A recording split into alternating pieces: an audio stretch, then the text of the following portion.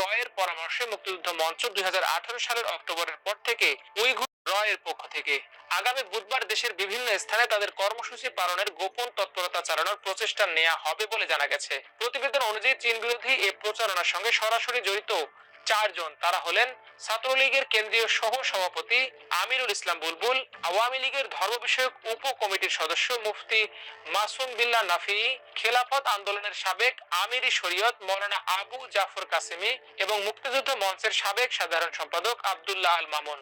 এদের মধ্যে 3 জনই আওয়ামী লীগের রাজনীতির সাথে সম্পৃক্ত এবং তাদের রাজনৈতিক পরামর্শদাতা হিসেবে সাবেক স্বরাষ্ট্রমন্ত্রী আসাদুজ্জামান খান কামাল, নারায়ণগঞ্জের সাবেক এমপি শামীম ওসমানের নাম উঠে এসেছে।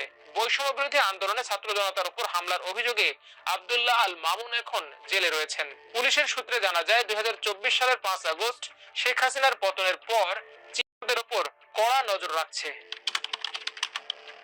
2018 সালে কোটা সংস্কার আন্দোলনের সময় ঢাকা বিশ্ববিদ্যালয়ের অধ্যাপক আ ক ম জামাল উদ্দিন ও সাবেক মন্ত্রী শাহজাহান খানের ছেলে হাসিবুর রহমান খান তথাকথিত মুক্তিযুদ্ধ মঞ্চ গঠন করেন। সে বছরের মার্চে ছাত্রলীগের কেন্দ্রীয় কমিটির পদবঞ্চিত নেতা আমিরুল ইসলামকে সভাপতি এবং ছাত্রলীগ নেতা আল মামুনকে সাধারণ সম্পাদক করে ঢাকা বিশ্ববিদ্যালয় শাখা গঠন করা হয়। শুরুতে চেয়ারম্যান হিসেবে দায়িত্ব পান। মুক্তিযুদ্ধ মঞ্চের তৎকালীন নেতৃত্ব অপসারণের পর এই দুই ব্যক্তি আওয়ামী সরকারের তত্ত্বাবধানে এবং ভারতীয় গোয়েন্দা সংস্থার পৃষ্ঠপোষকতায় উইঘুর মুসলমানদের সমর্থনে মিছিল, সমাবেশ ও প্রতিবাদ কর্মসূচি পরিচালনা করেন। ঢাকায় অনুষ্ঠিত প্রতিটি কর্মসূচিতে প্রধান অতিথি বা বিশেষ অতিথি হিসেবে উপস্থিত থাকতেন মাওলানা আবু জাফর কাসেমি।